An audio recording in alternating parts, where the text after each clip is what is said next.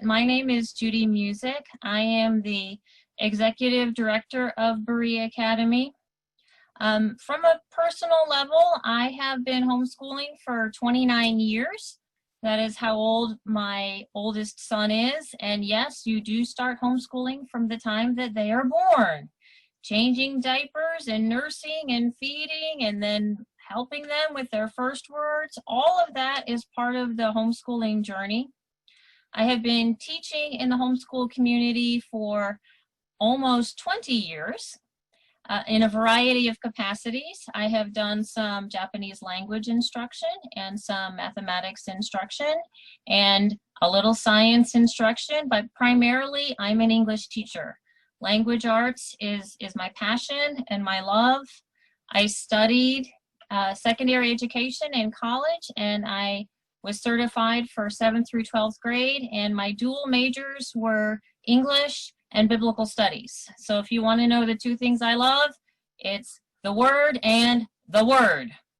Both of those are my favorite. Of the 5 children that I am raising, 3 of them were homeschooled all the way through high school and graduated high school. One of them is just fresh out of high school. She just graduated in May. But the other 2 children that are out of the nest both had full ride scholarships to college, completed their college degrees. One of them has completed her master's degree just this May, and the other is pursuing his master's degree. Now that all sounds all fine and good, and you're like, wow, this is wonderful. What a tremendous success story. It's amazing. But I will tell you, the homeschool journey is fraught with all sorts of difficulties, emotional, physical trials, frustrations. There are plenty of days when you're going to want to just give it up, hang up your hat, and do something different. And so we really want to encourage you that there is light at the end of the tunnel, that the journey is well worth the path that you have chosen to take. And there are tools that are available to help. Berea Academy was started 4 years ago, and we completed our 3rd year, and so we are entering our 4th, on the idea that you know specifically what your child needs, but you are not always the most capable person to provide them with every single skill that they need, especially when it comes to their academic success. So if you're going to have somebody partner with you in the education of your children, you want that somebody to be someone who, number 1, loves the Lord, number 2, loves your child, number 3, is an expert in that academic discipline where you feel like you could use some assistance, and number 4 is going to be there, ready, and available to assist you. And that is what we try to do here at Berea Academy. Now, some people have heard of homeschool co-ops, and certainly people have heard of private schools. The idea of a homeschool learning center is something that is a little bit newer on the horizon, but a lot of people have not actually heard or have a clear understanding of what it means to be a homeschool hybrid.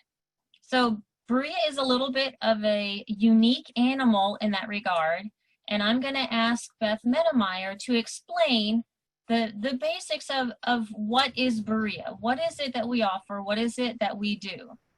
Beth Medemeyer is our Director of Operations. She is the person who makes this machine of Berea Academy work.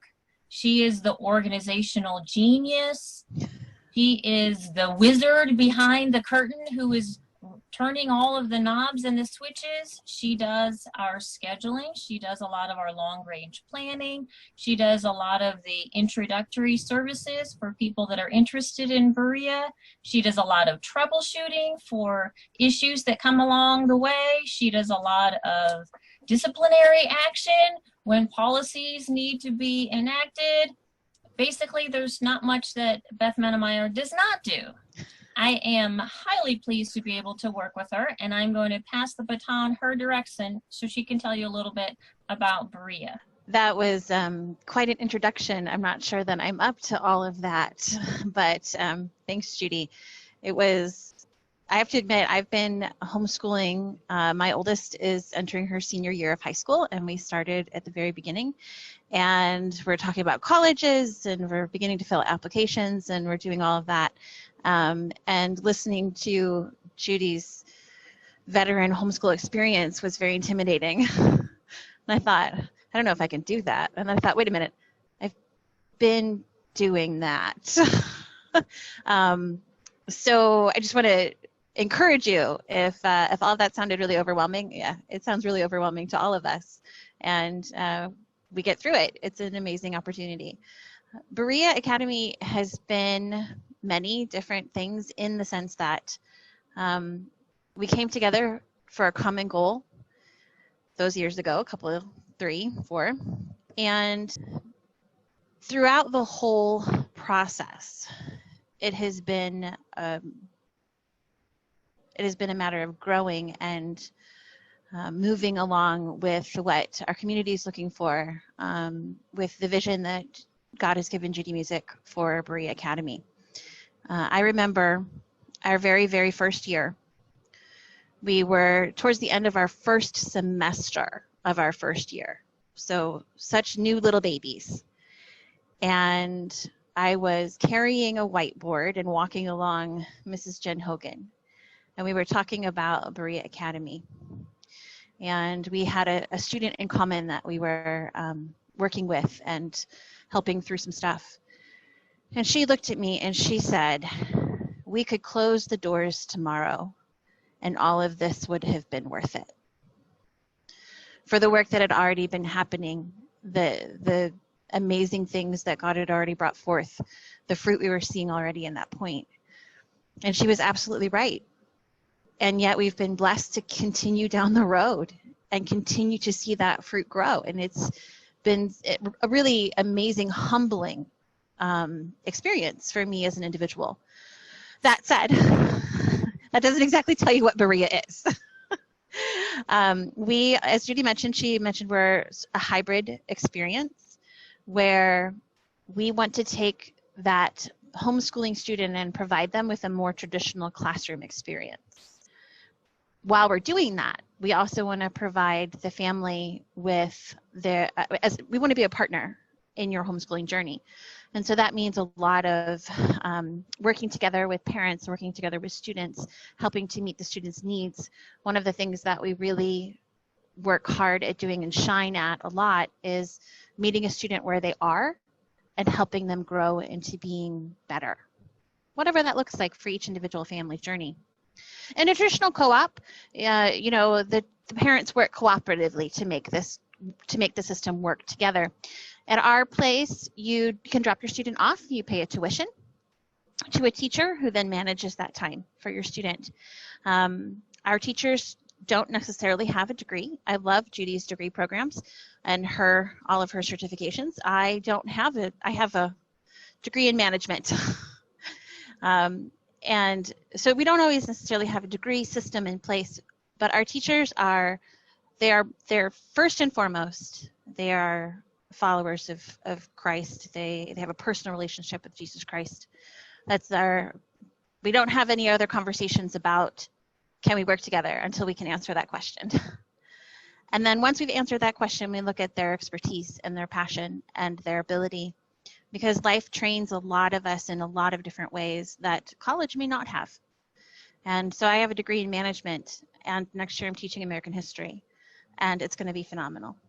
And that is just pairing all those bits together to make it come together and work well for your student. We're also an academically rigorous program, which is something that's really important to us, because we believe that if your student is going to come into our classroom and spend their time and you're going to spend your money, you want a quality experience. Not all of our students go to college, and that is good, honestly, because not every student belongs in college. Some students belong in the trades. Some students belong in internships. Some of our students belong in missions. That's fabulous. But whatever path they're taking in life, being accountable in a classroom, working to clearly written standards, all of those things are such important skills to learn, and we provide that opportunity. We would leverage the class dynamic as much as possible inside of our classrooms. We coach our teachers in doing so, because some of these, maybe a lot of these subjects, you could be teaching at home and you could be managing at home. Because we're in a group setting, we're going to utilize that. So we get an opportunity for presentations, teamwork, mentorship inside the classroom, where you have students who are more advanced learning how to help coach others who aren't there. You have other students who maybe they're struggling a little bit and learning how to help in a healthy way, accept help and have boundaries around that. These are all such key life skills that they have an opportunity to learn in this environment.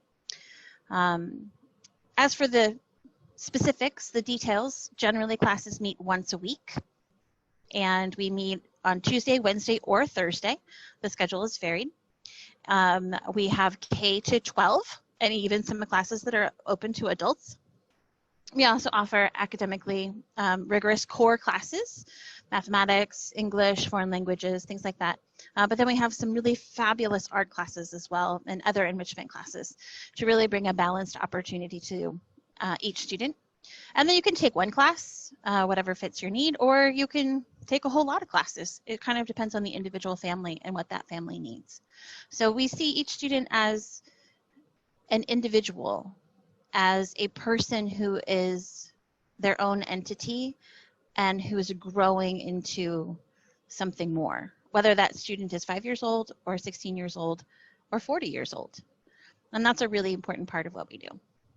We are going to hopefully have a physical open house in August on our campus, which is in Crestwood. And, you know, typically an open house is the time when you get to meet the teachers, maybe do some fun science experiments, see some performances from the fine arts kids, and really get a feel for what the students are able to accomplish and what the excitement is of the teachers. As a substitute, our virtual version here, you're going to be able to hear a lot from our department heads. So we did not invite all of our teachers to come on to this Zoom call. That would be a little bit too overwhelming to keep it within the 90 minutes. But each of our 6 departments has a department head, and they're going to be talking about the philosophy of science at Berea, how we teach science, what curriculum choices we've made, what you can expect. So hopefully you will still have the opportunity to have a somewhat vicarious electronic experience of what it's like to be here at Berea. Did forget, I'd like to explain a little bit about our structure administratively, how we function, just help people understand how it all comes together. Judy is our executive director. She holds the vision for Berea very carefully and very diligently and prayerfully, as well as her teaching roles and her coaching roles. And the list she does is really phenomenal too. And then I'm our executive director. Judy said I sort of make things go. I turn all the knobs behind the curtain. And then we have invited a group of very diligent and faithful people to join us in administration as department heads.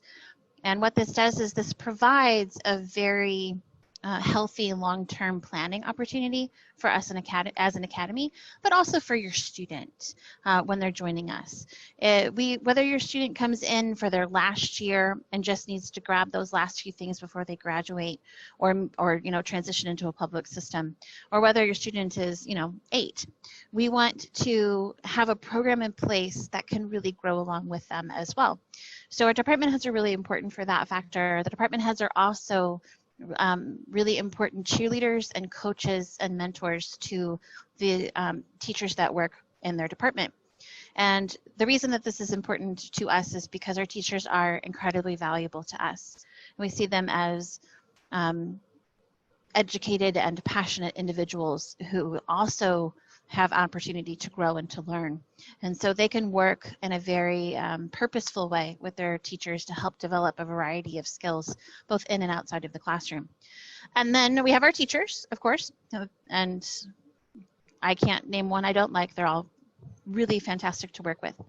And then kind of sideways from all of that, we operate with a board of directors And their job is to oversee the long-term health and wellness of the academy. And again, it comes into that balance of the daily running of things and all of the different balances, and then the long-term goals and vision for the group. And so we create this accountability and this transparency to make the whole thing function really well. So for any of you who have joined us, our board of director meetings are open to the public. And hey, if you have a passion to be a member of the board of directors, let me know, because we're always looking for more people to join us. We are going to, before we jump into department by department, we are going to talk just a little bit about what it means, that this idea of hybrid learning. And there's two different avenues of hybrid learning that I would like to explain quickly. The one is when we say that we are a homeschool hybrid, what we are saying is we are trying to combine the best of the homeschool world and the best of the private education classroom model. So the best of the homeschool world is you have complete control over your child's educational pathway. You are the boss. We are partnering with you. You can select whatever classes meet your needs and not take the classes that don't. So we have an a la carte style. You are the person who can talk to us about your child's unique individual talents, needs. We can work together with you if a specialized educational program is required. If you have an IEP or special needs, we can customize and personalize the experience so that your child is successful. And we meet the 1 day a week, but the other 4 days a week, the students are still fulfilling their educational requirements, and they are doing that in the comfort and confines of your own home environment. On the school side, as Beth said, we provide that classroom atmosphere. We also have an umbrella of administration that supports the parents and the students and the staff. We have an ongoing training, continuing education system for our instructors. So they have summer workshops, they have teacher in-services. We are able to support them and kind of pull together in a common direction. We have materials that as a group we are able to purchase. So our biology class has microscopes, and we have the stuff of schools. We have like desks and chairs and whiteboards and all of those amazing pieces of paraphernalia that are part of the school experience. And then we have community.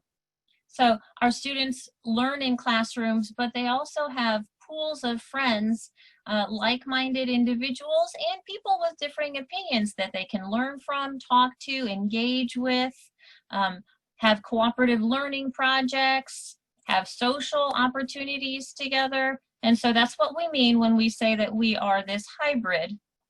But the word hybrid learning, especially in the past year, has taken on a deeper level of meaning. Hybrid learning means that we have the capability and the capacity and the desire to bring education to the student in whatever form that education needs to be on that particular day. In March of this year, we had to convert 100% to remote education because of the stay-in-place orders in the state of Missouri, and we were able to successfully do that. Now, we have some people that are just really, really desiring to have that in-person physical classroom experience. We have some people that are unable to have that physical classroom experience. We have some people that want educational assistance, but they require more of a one-on-one tutorial type situation. And we are uniquely equipped now to provide what students need in the form that they need it. And we have the ability to change with what is happening in society and redirect a little bit. So one of the emphases that we wanted to highlight to you tonight is our tutorial program, because a lot of people right now are interested in remote education tutorial options. So I asked Beth if she would briefly explain what our tutorial program looks like and what you should do if you want more information about our tutoring system. So our tutoring system is really there to provide whatever assistance a family needs in a particular concept. And you can do a single tutor session, or you can do a block of tutoring sessions. It depends on what works for you. Generally, the pricing is, oh, I should have looked this up before our meeting today. I think it's $20 for every 30 minutes, but if you do a larger block, sometimes there can be something arranged in that. You know, it could be that you really need, maybe your student is struggling in language arts and you really just need them to have a little one-on-one time with a teacher in that area, and they could spend, you know, 3 or 5 sessions doing that. Or maybe it could be that you and your student are doing really, really well in math, except for some reason there's an obstacle with fractions that you just can't get through fractions. And then you engage a tutor that just can go through that fraction section with your student. There are a variety of ways that tutoring can be used. In addition to that, it can actually be used for intentional mentoring, whether it is a student who's interested in starting their own small business and there's someone in our organization who has some expertise in that, or even some kind of guidance counselor type sessions where someone again knowledgeable can discuss with your student their post-high school opportunities and kind of help work through some of that, not just with your student but also with the parent as well. So it's a wide variety. It kind of is an umbrella that covers a lot of different options. And then tutoring can be engaged at any point of the year. You can go into September knowing that's your path, or you could be in February and decide you need a little extra boost in something.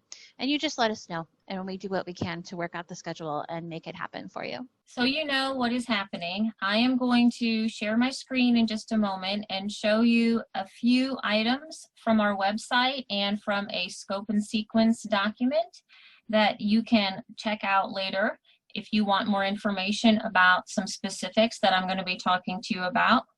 And after that, we are going to ask each of our department heads to go one by one and talk about the mission statement, the philosophy of the department, what their scope and sequence is, how they would recommend education in their subject content area all the way from K through 12. They're going to be highlighting some of the classes that are being taught right now at Berea that are in their content area. And they want to be answering any specific questions that you might have related to that content area. So I am going to go ahead and share my screen. And in just a moment here, you're going to be seeing how many tabs I have open on my computer.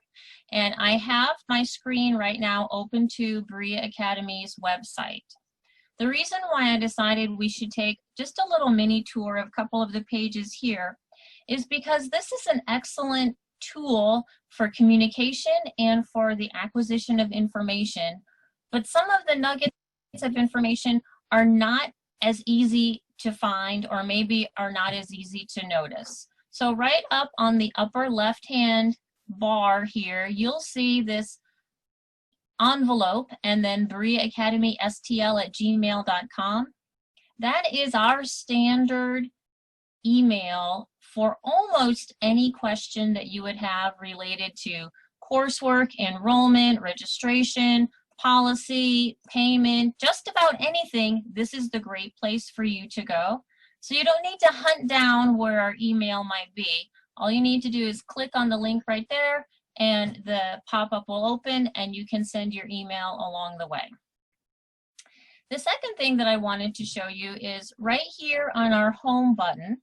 If you hover over the top of it, a drop-down menu appears below. If you click on information, you will get a very good philosophical, theological backdrop to who Berea is. So we have our mission statement up here.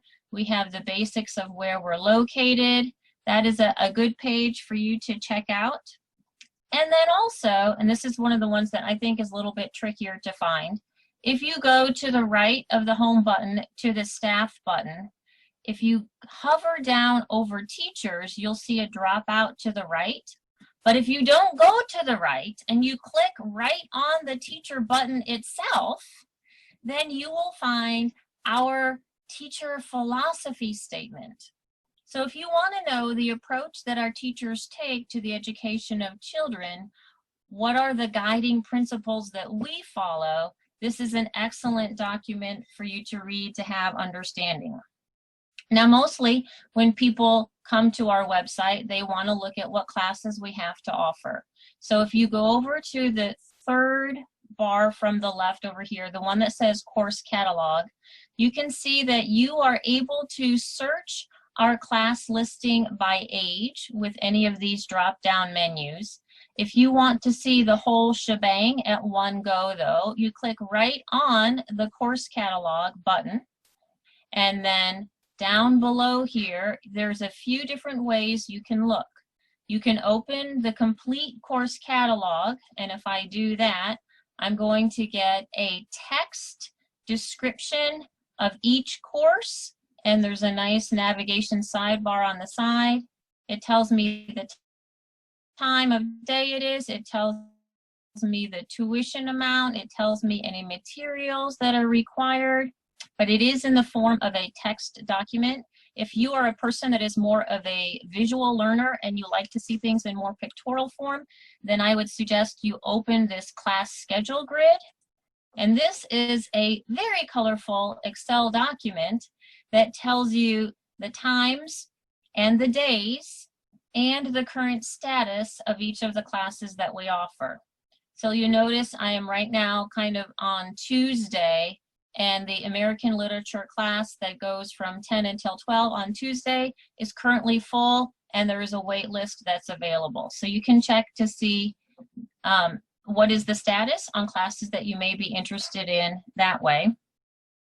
Then, before I stop sharing my screen, I also want you to know that if you are interested, like if you are that visual auditory learner and you want to, I'm gonna come back over here first, and you want to see the teachers, you want to hear about the courses, we do have many of the courses have YouTube videos that are just like short advertisements that are linked on the web pages, but we also have a YouTube channel. The name of the channel is Berea Academy Remote Education.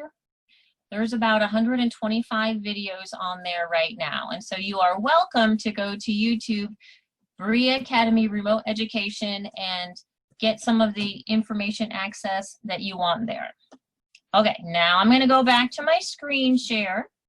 I am almost done, but I will say that a lot of times when I am trying to plan my homeschool, I need to be thinking, because I had 5 kids homeschooling simultaneously, I need to be thinking not just what are my needs this year, but what are my needs next year, and in 2 years, and in 3 years, and am I saving curriculum for a child that's younger, or am I starting over? And the planning for me was much easier if I could see a scope and sequence, if I could see the goal of where I was going.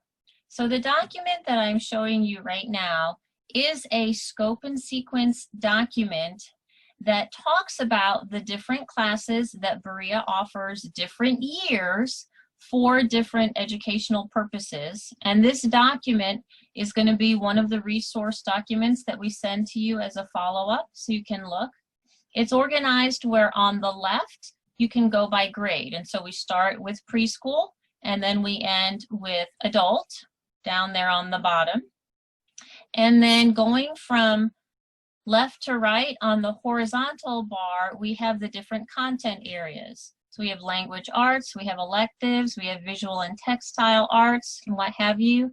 This is a really helpful document when you're trying to figure out planning, and if you want to get an idea of how can Berea help you this year, what different classes might be offered next year, because many of them are on a 2-year, sometimes a 3-year rotation. So those are some resources that we wanted to show you as online resources. What I am going to do now is I am kind of going to pass the baton back towards the department heads, and Beth might tag team with me a little bit on the introduction of these individuals. But we're going to start with art, because doesn't everybody want to start with art? And art is A. So Dolores Jensen is the department head of our fine arts department. For us, arts is a rather large umbrella. It includes arts like arts and crafts. It also includes ceramics. It also includes performance arts like theater and dance and music. And it includes movement arts. PE falls under our arts department. So Dolores is going to talk to you a little bit about the philosophy of our arts department and the classes that we hold. Hi, I'm Dolores Jensen. And yes, I was even reviewing today just how much the art department has grown. When Beth asked me to be the art department head a couple of years ago, I think it was more by default. It was me and I think a few piano teachers and the photography teacher. So it has mushroomed underneath me, and I'm sitting on top of the toadstool, and we have some phenomenal teachers. I'm just awed to be working with all of them. But our art department mission statement, the first thing to tell you is what I tell. Okay, Genesis 1:27. God created mankind in his own image. In the image of God, he created them. Male and female, he created them. And I notice he says we're created in his image twice. And he created all of this. Gorgeous, right? He created it all. He created us. So we have creativity in us. And our goal with the art department is to create an atmosphere that is conducive to seeking out that creativity that God has placed in each of us. And I think through that, we can see our God a little better because we learn about that creativity. So that's in a nutshell, our mission statement. Further than that, though, is we have visual arts, music, movement, so many opportunities. But through all of them, no matter what area you're studying, is that students can improve from where they're starting. So whether they've been involved in the arts before or this is completely new to them, they start where they're at. So our instructors work with each student to find that creativity in them and to help them improve at whatever outlet that they've chosen to improve along the school year in that endeavor.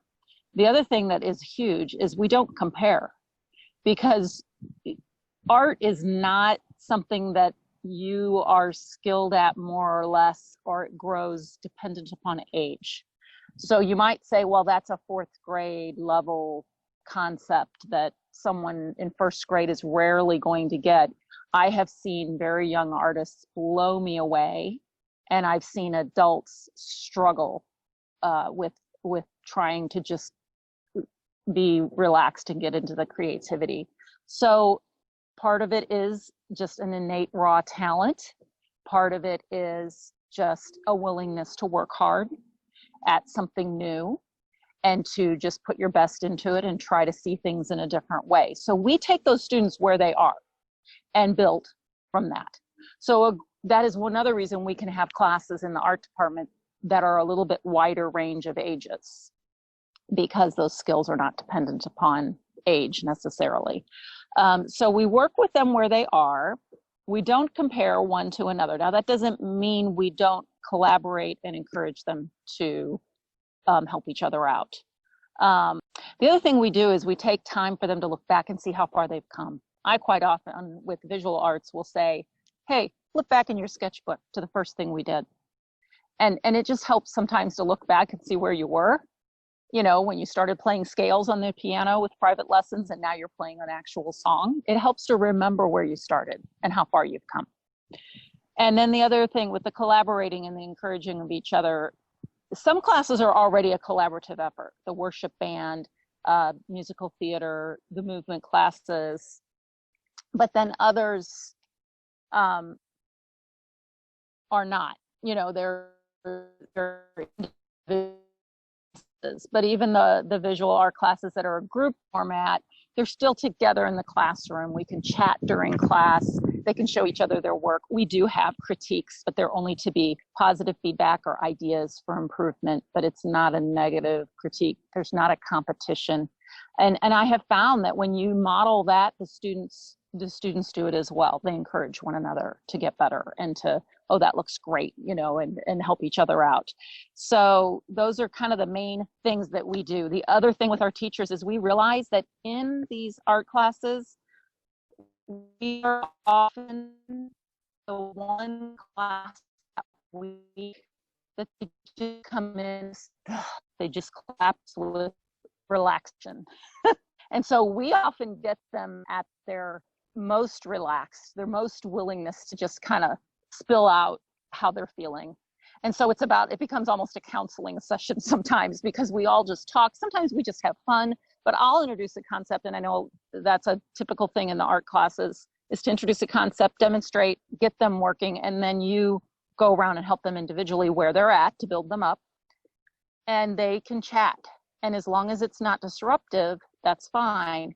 And I keep an ear out to what's being chatted about, and I help direct that conversation or push it a certain way that I would like to talk to them about. And God has opened up tremendous opportunity to have conversations, especially with the remote learning. I had times where we were really finished and there was maybe 15 minutes left, and I gave them the option to leave. Rarely did they leave. And then one time I stayed on like an extra half hour past class with a couple of high school students because they just wanted to talk about their futures.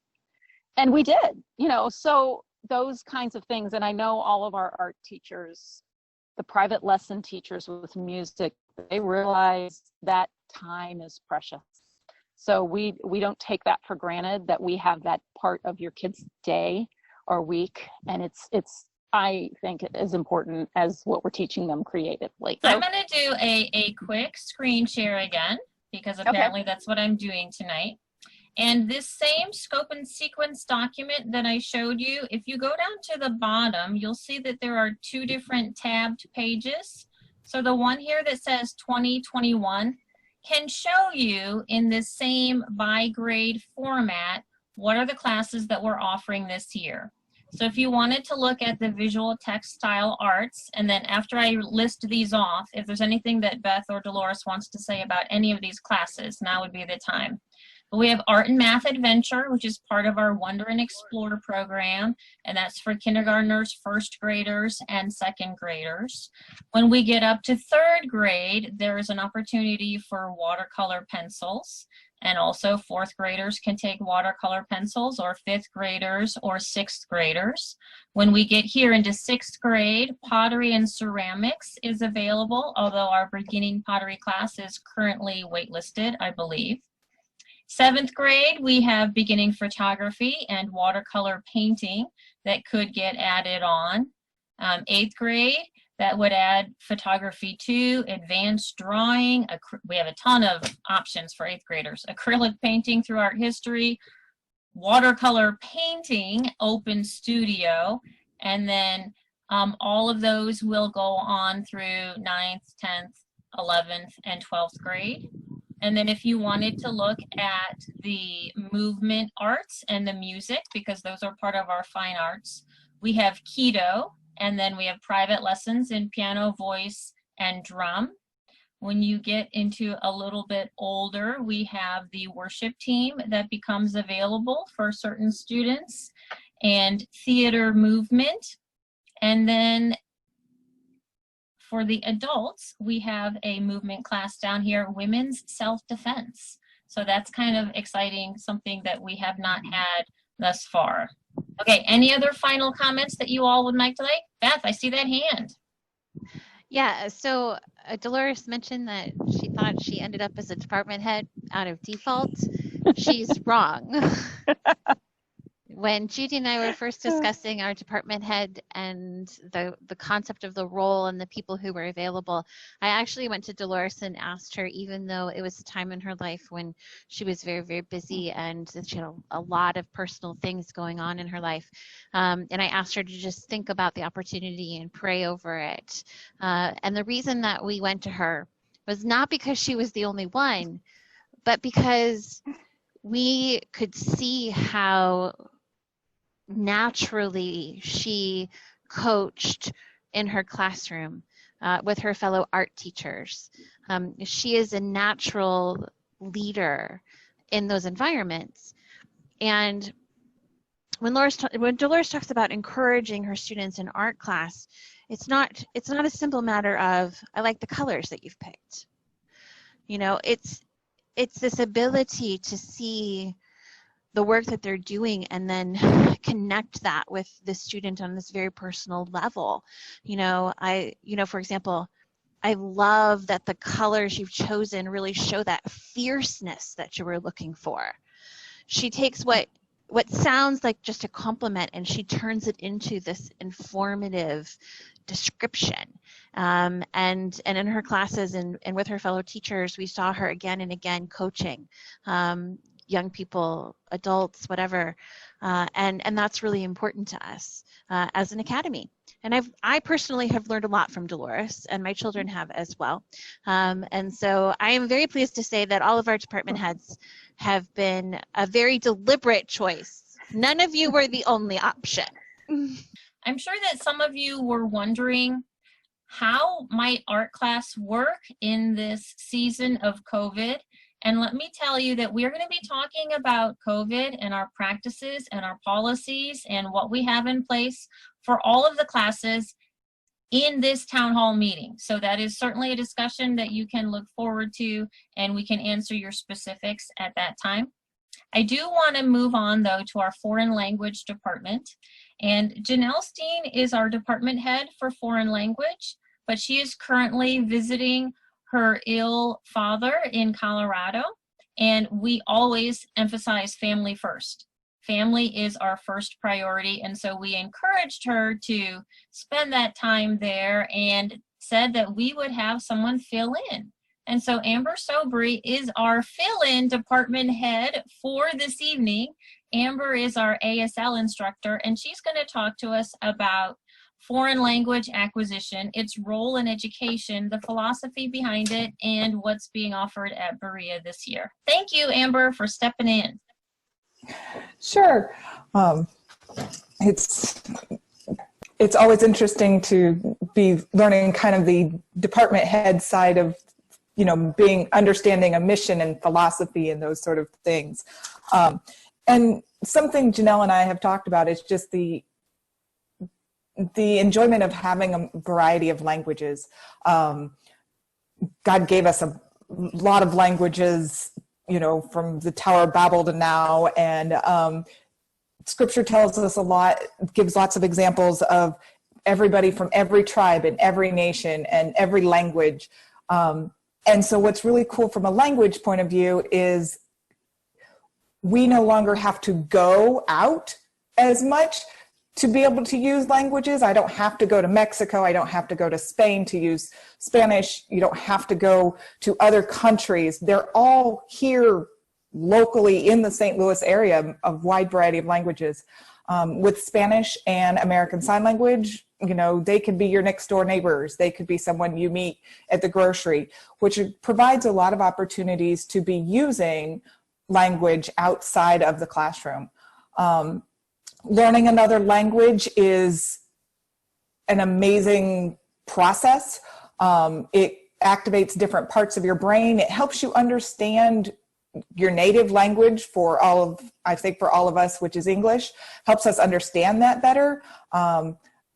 Learning about then cultures and history, those sort of things bring that richness to the language. So it's not just I can say something in a language, but I kind of understand why people might say that.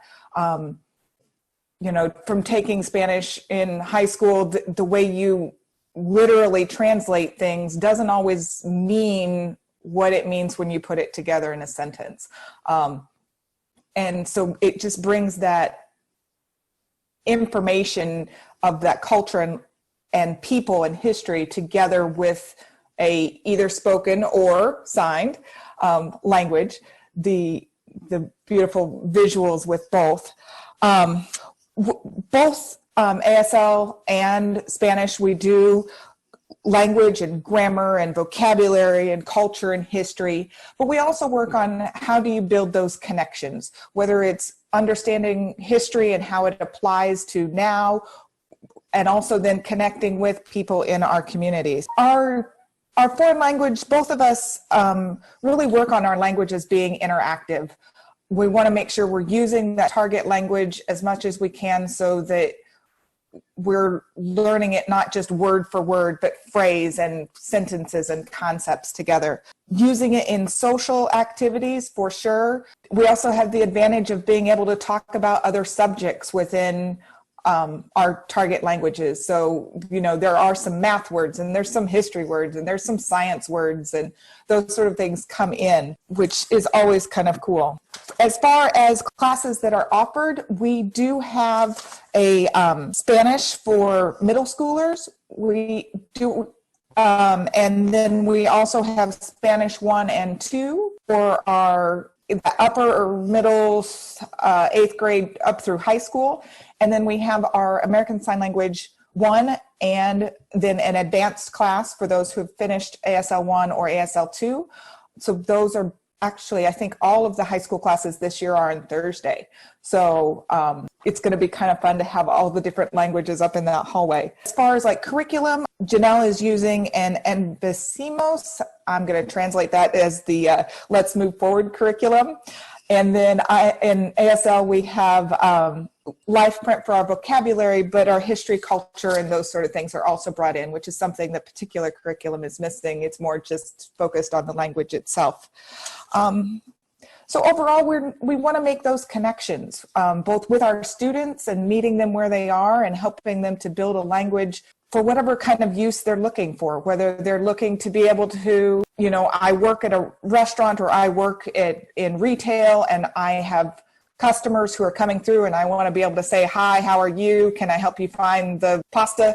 You know, if whatever you're looking for, up through, you know, looking at using it in a career, whether with sign language, we have people who are looking at being interpreters or looking into a field of being able to work with individuals who speak one of the other languages without needing an interpreter. So making those connections. And one thing that I think is really cool with being in the Berea setting is that we also get a chance to talk about God and being able to make those connections, to be able to talk about language that you may run into in church, you may run into out in the community, and be able to talk about that as well. Instead of just my favorite color is red, well, I can also tell you just a little bit about Christ. So that's what I really enjoy about being able to do foreign language with Berea. The first year in a while that we have an elementary level foreign language enrichment option also. Janelle's doing the 4 and 5, yeah, and I think that Beth is going to talk about that a little bit later when she talks about our elementary programming.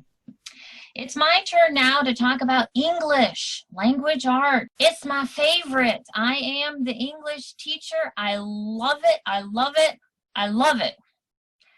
Our goal for language arts is for students to understand the power that the word has. The written word and the spoken word are the most powerful tools that God has given us to enact change in our world, to have our voice become heard, to communicate with other people. It is amazing the power that language has, and we want our students to be able to wield that power successfully and joyfully.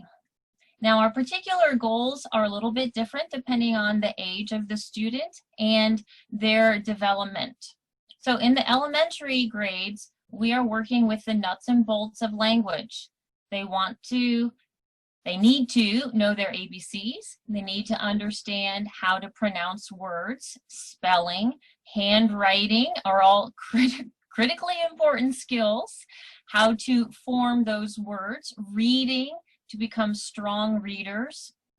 And we want them to be exposed to story, to the idea of story, the joy of story. So even before they have the access to read those words on their own. We want them to be exposed to great story-based literature that is appropriate to their age. We want them to be inspired to learn about different worlds, cultures, all through words that are given to them either on a page or through their ears. When we get to middle school, the students have that foundation. They understand the basics, the parts of speech and things like that. We want them to start developing their personal composition skills to a greater extent. What is it that they have to say? What is their message? How are they going to transmit that message? Do they want to persuade someone? How do they use the guidelines regarding composition and persuasion? We want them to start practicing and stretching and expanding those skills that they learned in elementary school. So in middle school, there's also great doses of classic literature because we learn by example and we are enriched, but we also are going to be spending extra time with the student developing their own writing style, which still fits within the appropriate boundaries of grammar. So we don't throw grammar out the window, we solidify grammar, and we help them to use it as a tool to say what they want to say. And then when we get into the high school, obviously we are looking at college readiness and preparedness. And so some of the skills that we add on and emphasize in high school would be the standardized test taking skills, ACT, SAT, essay writing skills, research paper writing skills, the creative writing that is now more mature and developed, but we also want to promote and give them lots of opportunity to use their public speaking skills. So the oral communication gets more strongly emphasized in high school. Berea uses a curriculum called Lightning Literature. We believe in whole language learning, and so we want to be reading and writing simultaneously. We want to be reading the great books in their unabridged versions, and we want to be using that literature as a launching point for discussion about the issues of this life. Fiction can teach us a lot about reality, can teach us a lot of the lessons that are there for us. In the highest levels of English courses that we offer at Berea, we do have some advanced placement courses. We do have some honors courses. So students can learn what it's like to take a college course in high school in a safe environment, and then some of them can earn college credit for those courses. So Jen Hogan is our science department head, and she can tell you about the role of science in the broader idea of educating someone, what it means to educate someone, but also the specifics of how science integrates with every other subject that a student will learn, not just for school, but for life. Actually, that's a great place to start, because the philosophy of our science department is actually very similar to our art department, with the knowledge that God left his fingerprints all over creation. And so we come to know the Lord by studying what he gave us and who we are. But also, like the art department, we know that we're created in his image. And so we come to know the Lord when we come to know him with our whole mind. And creativity is a part of that. And the curiosity that's built into us is a part of that as well. And really, the curiosity of a preschooler or an 8-year-old is the foundation of the whole scientific method. So our classes for our younger children, we really evoke that curiosity and that wonder that's already innate in them. And so our younger classes, we spend a tremendous amount of time outdoors in nature, working with them, because when they're little, that isn't a prescribed content that they need to learn. As little scientists, they've already taught themselves what happens when they throw their bowl of Cheerios off the high chair, and every other maddening thing that children do is really a science experiment, right? So they already know how to do that. So we want to continue to evoke that curiosity and wonder, and help them to explore how to start to answer their own questions. So nature is a great place to do that. But we don't leave the curiosity behind with just the lower elementary school kids. As they get older, our curriculum opens up a little bit in the core concepts area, and we can really help them dig deeper. You know, middle of elementary school is where you meet the kids who know absolutely everything there is to know about dinosaurs or whatever it is that they're passionate about.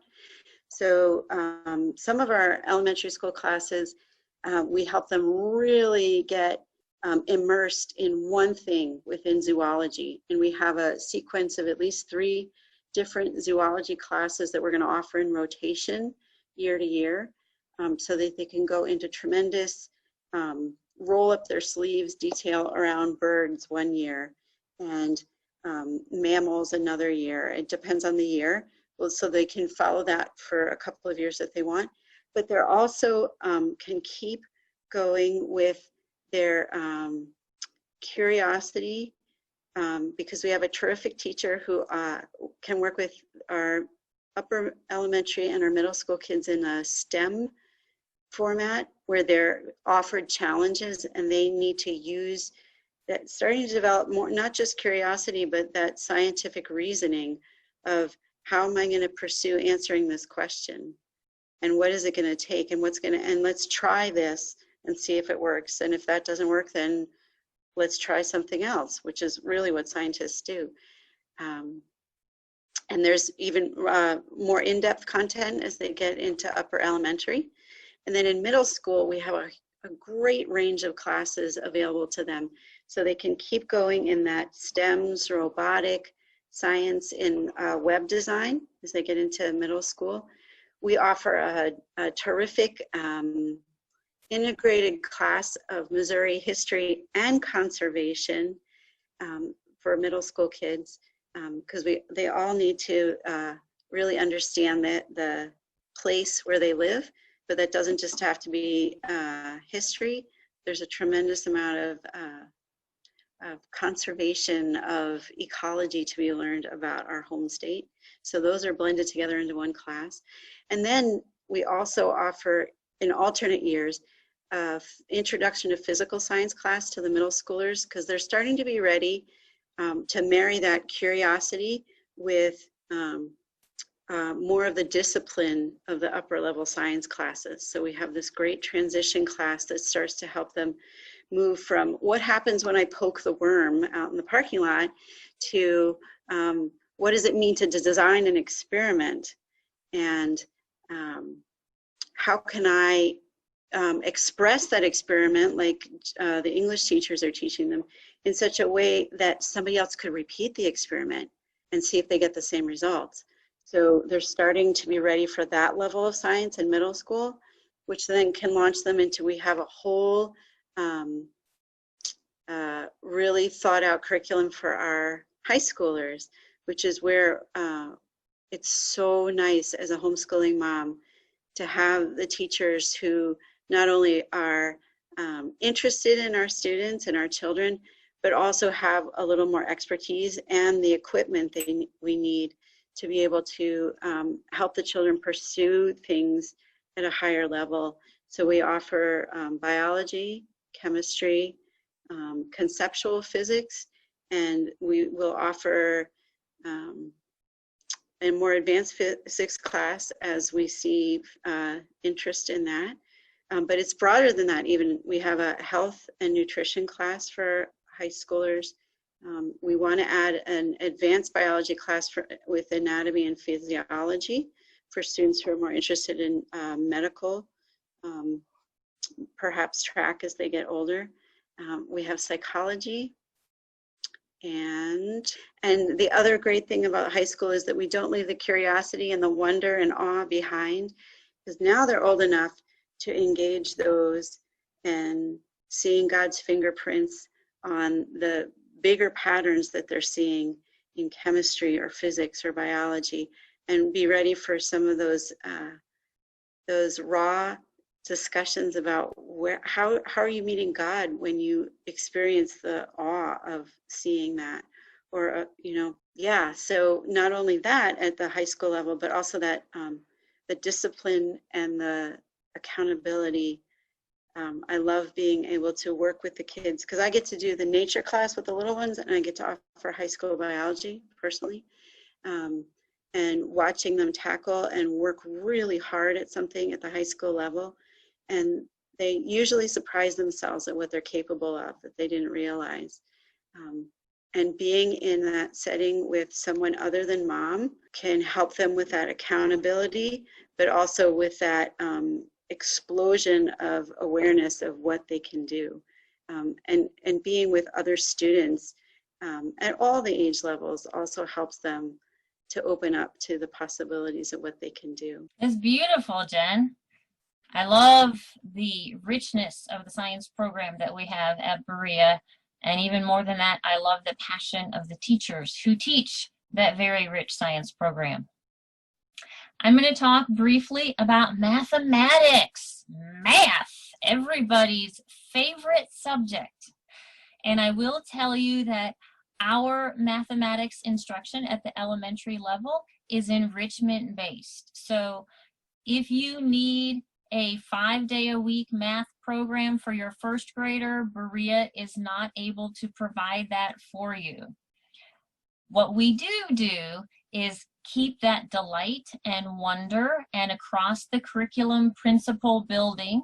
So when the child is counting M&Ms, we are practicing counting skills and sorting them by colors. They're learning about categories. And if you take the M&Ms that are deformed and red, then we're learning about like little Venn diagrams, things like that. So we have some basic skill development that is related to mathematics, but we don't start more serious instruction till upper elementary.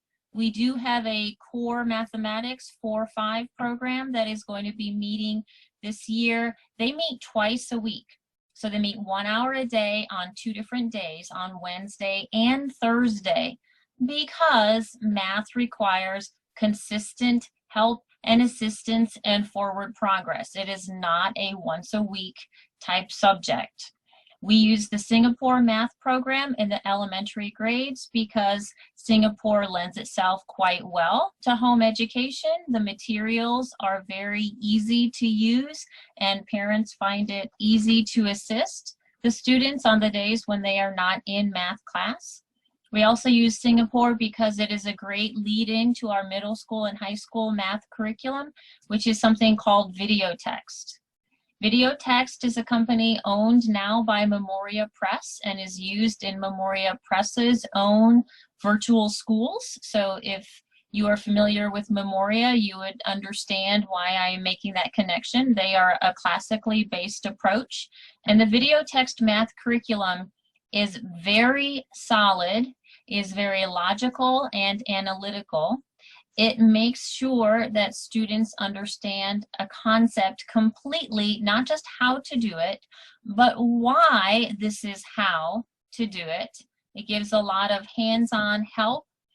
And the name Video Text is because all of the math lessons have a video component where a math instructor is teaching the concept, and the students can watch those videos as many times as they want on Monday, Tuesday, Wednesday, Thursday, Friday, Saturday, and Sunday if they wanted to. So we are able to use those videos as a way to make this a 5-day-a-week math program. Even though we only meet one time for 2 hours, and our teachers are available to provide assistance outside of that 2-hour time frame, the video component and the call-in math helpline makes video text a very nice fit with our math program. We offer pre-algebra, Algebra 1 this year. Next year, it's likely that we will have Algebra 2. And then we have geometry. We currently do not have calculus or trigonometry or the higher level of mathematics, but we can assist and direct you in that direction if it is something that is of interest to you. Along with all of her other hats is 2 department heads. She is the head of our social studies department, and she is head of, I forgot what was the exact title of it. She is head of our age appropriate departmental planning. So elementary education coordinator, middle school education coordinator, high school education coordinator. She again is making all of the different pieces fit and meld and mold together. So she's going to talk about social studies and in particular our elementary programming. So I must say, I want to tell you all very honestly that our department heads spoke so eloquently about their individual departments, and I don't know that I have those kinds of eloquent summaries to describe our social studies programming. It's something that has very much been evolving over time as we go through and we understand what it is the community is looking for, and also what it is we're called to offer in that realm. And what we're finding and embracing is that it's a very global perspective where we want to expose our students to the community outside of their immediate area.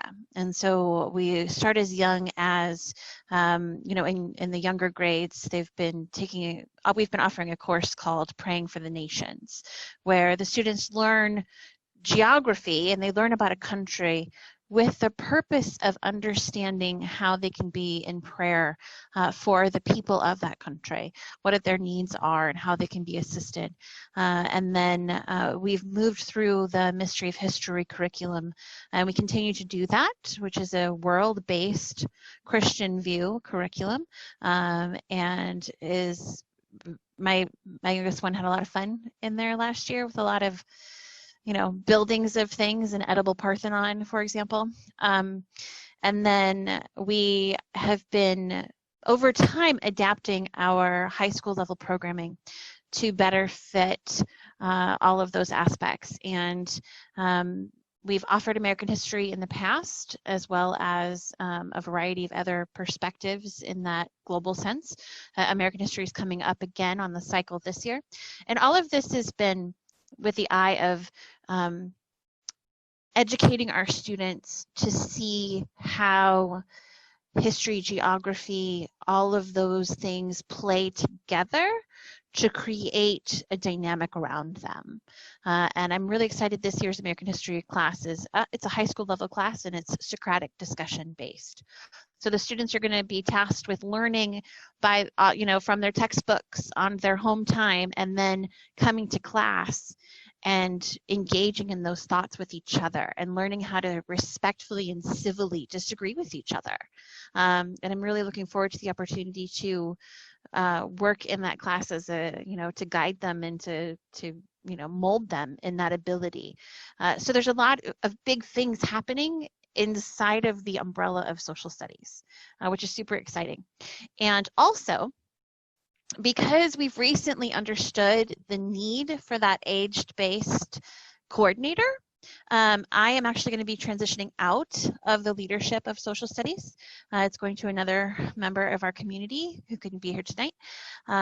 Because it's a recognition of the need within our programming to make sure that we're coordinating across the age blocks.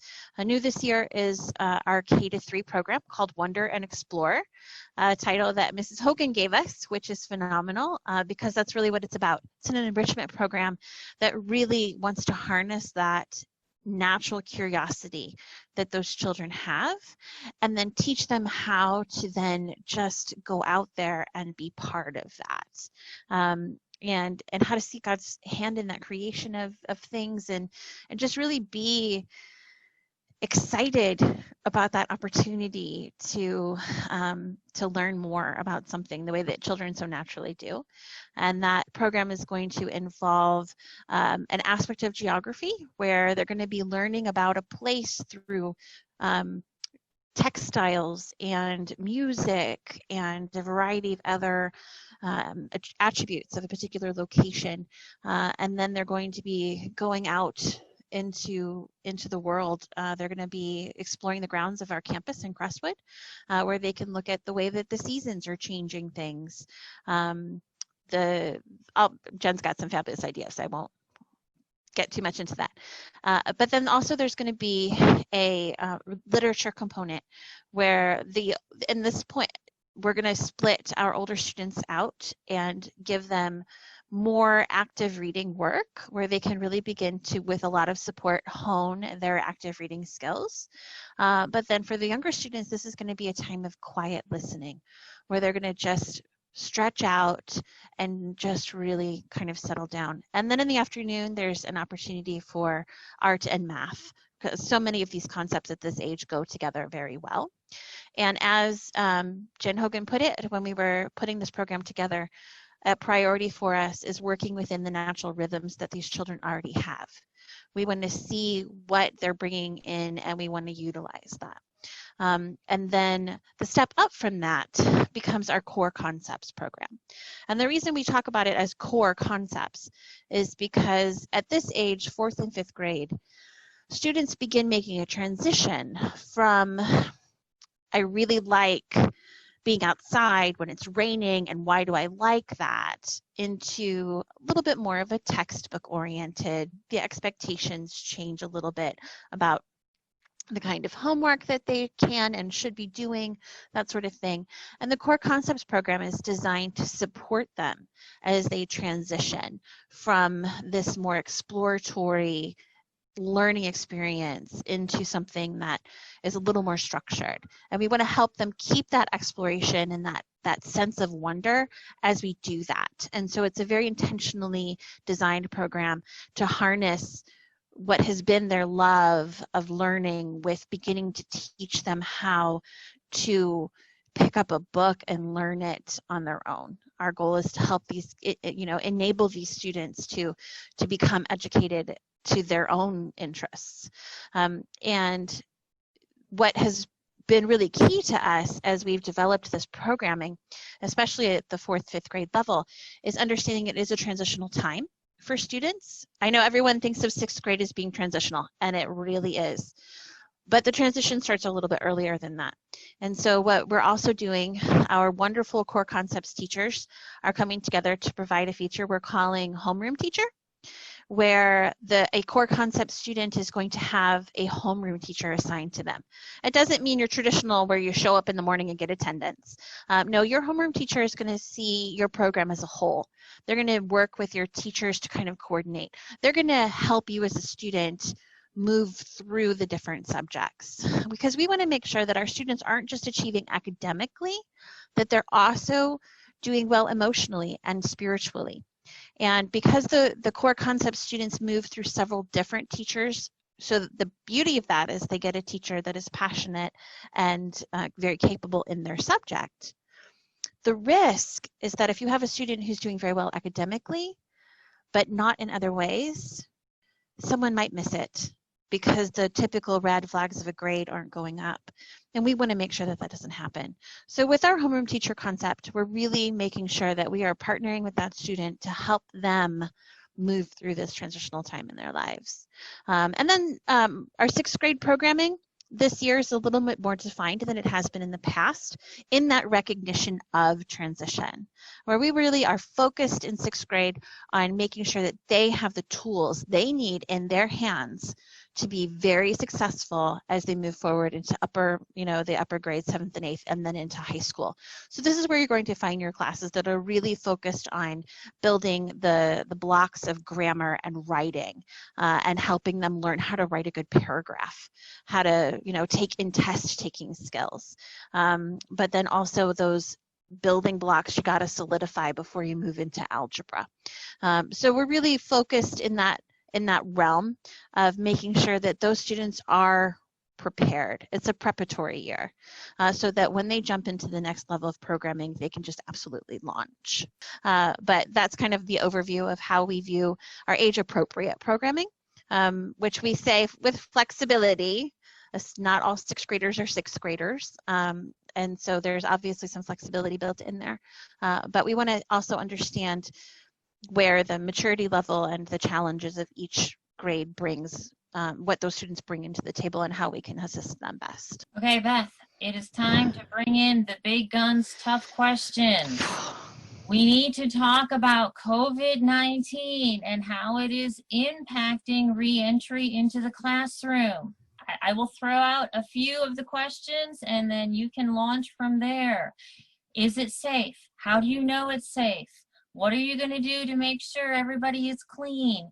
Do we have to wear masks? Do we have to wear shields? Do we have to wear gloves? How frequently will people be washing their hands? Are you going to be allowing students to touch one another?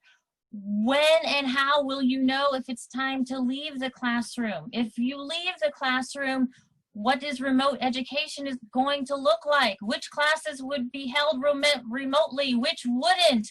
What would happen if the world blows up? Please give us answers to all of the questions. And if that's too much, we can narrow it down to more specifically, what is the plan that is in place in terms of health and safety for our students and for our teachers? What is the plan that is in place for when a teacher or a student becomes ill or is unable to be in community because of a need to quarantine? And if someone has more specific questions, how can they get those questions answered? Well, that's quite a lead in once again. I know that returning to in-person classes has been a topic that is really very much on the minds of our parents and in our communities at large. Wrestling the wisdom in the situation is quite challenging. And I want all of you who are facing that to understand that you're not alone in trying to puzzle through all of those things. And at Berea, we understand that there is no one perfect answer because the needs of each individual family changes and is varied. So what we've tried to do and what we're working on doing is crafting a policy that provides the best options for our families to participate with us. Now, we've looked very long at the guidelines for returning to in-person classes that were released by St. Louis County, because that is the county that our location is located in. And based on that, we have begun a detailed plan for that return. The first step we made was months ago, actually, or maybe 6 weeks ago, where we limited our class sizes to 9 students. Typically it's 14, but we wanted to make sure that we were shrinking down. So if we got back to that group of 10 phrasing, that it wasn't going to impact our ability to have classes. So that's one thing that has been on the table for a long time now. And in addition to that, we have begun crafting some face covering related policies. I don't want to misquote any of the very, very specifics. Teachers who will be within a small distance to their students will be required to wear a face covering. We're encouraging shields rather than masks because shields allow you to engage with the whole face in a much easier way.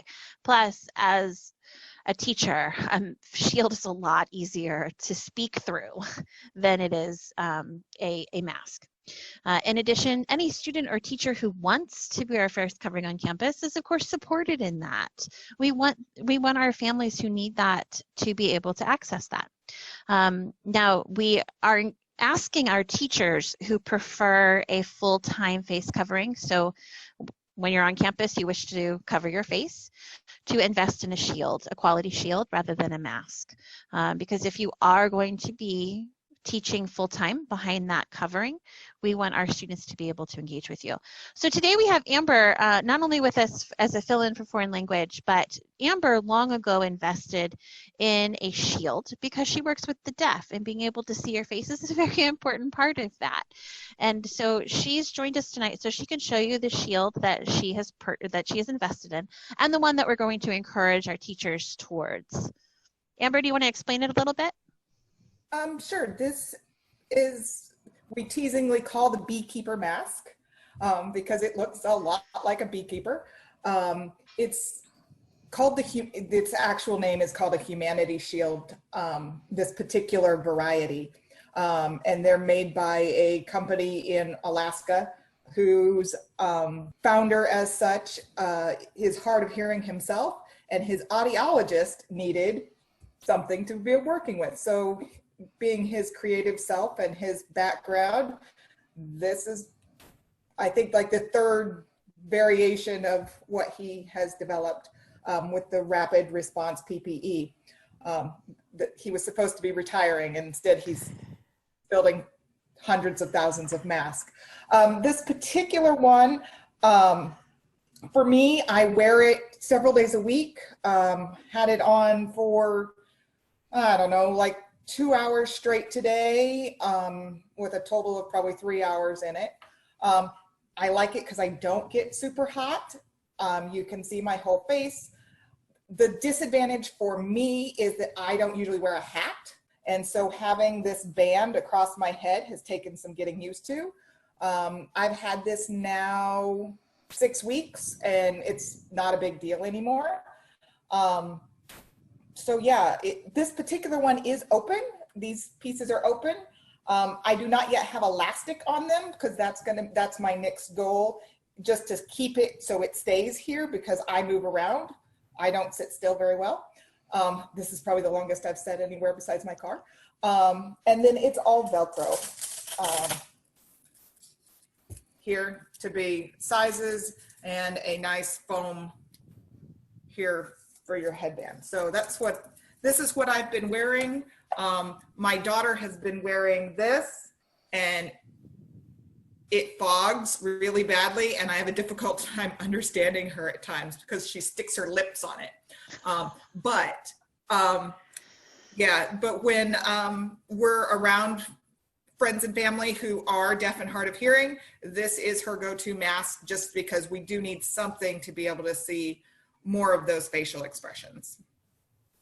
Thank you, Amber. One of the things that we really like about the Beekeeper Mask, as Amber calls it, is the extra fabric it has around the edges of the shield that you can tuck in or put elastic into. And that combines kind of the best of both worlds, where you've got this nice big open space right in front of your face, but then you've got the fabric that catches the droplets that are coming from you as you speak. And so that's something that we're really encouraging our teachers towards and trying to help everyone engage with. We are going to be asking our teachers as well as our students over the age of 9 to be in face masks as they move through the building. But when you are in your space, which we're designing to be distant from your neighbor, there you can remove your mask. The young people can. But of course, like I said, anyone who needs to or wishes to wear one throughout the day is welcome to. Our only exception is it's got to fall within our regular uniform policy, our dress code policy, which is essentially don't put anything offensive on the front of your mask and we're good. In addition to that, we are planning a number of things, such as providing instruction to parents as to how to self-screen. A lot of things that you've already heard will be providing more opportunity for hand washing, limiting the number of people in the restroom at a single time. Well, pretty much the things you're hearing out in the public. That's just, a general approach. Some things that are specialized to us is that we are embarking on a fundraiser so that we can provide a live streaming experience from inside the classroom. This would allow our students to very actively choose to stay home without penalty. Now, we don't penalize any student for a sickness-related absence or even a planned vacation-related absence. That's never been part of who we are. But if we are able to live stream the class experience to that student at their home, it actually encourages them to be a little extra layer of cautious when it comes time to decide, should I go today or should I not? And that's something that we are beginning. One of our board members has actually volunteered to take point on this sort of fund drive. It's a big dollar amount and he's a big god, and our board member is a great organizer of these things. So I'm very excited to see how that works. Another thing that we're doing is we are also working to equip Berea Academy itself with the necessary technology that would allow a teacher to stay home and teach from their home and have the teaching live streamed into the classroom. And that involves projectors and the things to drive the projector, as well as a designated Berea supervisor inside the classroom to kind of assist with anything. And in addition to that, and this is a new thing for our teachers, they don't know this yet, Berea Academy's Board of Directors has approved a plan to help support teachers in their substitute teacher fees.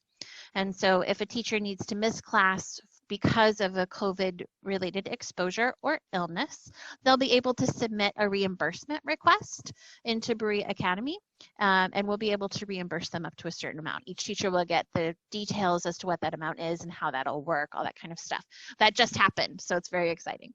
But again, it's that extra layer of, enabling our teachers to have that little extra bit of cautiousness. And really what we're doing is we're balancing the wisdom of coming together with the freedom to skip it if it's not the right thing for you in that moment, and to kind of make it all come together. And all of that is still subject to review by the leaders at the church that we rent space from. We're also working with them to make sure that the building is getting cleaned multiple times a week so that, we're not cross-contaminating a lot, those sorts of things. So some of the policies are still very actively being reviewed. Also, things can change. And if we are facing something like a shelter-in-place order again, that would be a time that we would not be able to meet in person. I can tell you very, very clearly that the leaders of our host location are very committed to us being able to be in the building on September 1st, right on time. And they've made that commitment to us very, very clear. So we're excited to move forward in that way. How do we know if we're going to be in person or if we're not? I will be honest with you, today on July 20th, I don't know, because this situation has been so fluid all along.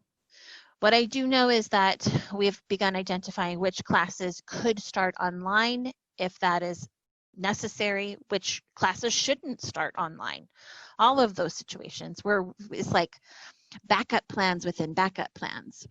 And we will be waiting until August before we can definitively say whether or not we're starting in person. And so for families who need a very specific thing, like they want to be involved in a program, but only if it's in person, they'll have the ability to make changes to their enrollment based on how those decisions work out. We will be following two major leads as far as decision makers for us. One of them is the local government officials. If there's a shelter-in-place order put in place for St. Louis County, we will suspend in-person classes. It's part of appropriate obedience to our government officials. Also, if our host location has a need to temporarily close the building, that would be something that we would need to abide with as well. And to that end, we are working to coach our teachers that in that first couple of classes in September, that they work with their students to understand what tools their students have at home that they could use to access remote learning, to help them learn those tools, to understand all of those dynamics. I can't tell you how awed I am at our parents, our teachers, our students when we did have to close in March with the shelter-in-place orders, and we did not miss a day of class learning time, which is frankly just phenomenal. And that's because everybody really buckled down and got the job done. In early September, when we're all together, we want to make sure that we are building the building blocks to allow that transition to happen more easily, should it be necessary. And also because we learned that the tools we had to take up in March are actually super useful tools. And we don't want to throw them away just because we're now in person, because they're still useful tools. And so we're going to make sure that our families have access to that within the comfort level of the parents, of course, to make all of that work. Most of our communications are going to be done through our emails. So if you need to make sure that you're signed up for our MailChimp mailings, just shoot me a note at Berea Academy, STL@gmail.com. Or if you have any questions, or you need anything, or you just want to say hi, that's the email address to use.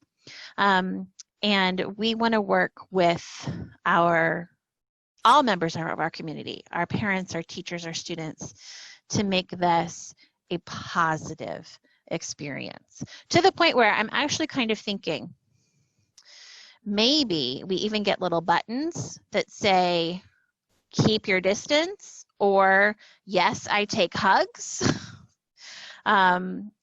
That's, something Judy and I will have to discuss. Our official policy will be released once the leadership at Southgate Church, our host location, has an opportunity to review it more in depth. And you can kind of see all the details that we're doing there, and know too that that plan has some flexibility built in, just as things change. Did I answer all of your giant questions except what happens if the world explodes? That one's not on me, but I'm sure God has the response. So That was really close, yes.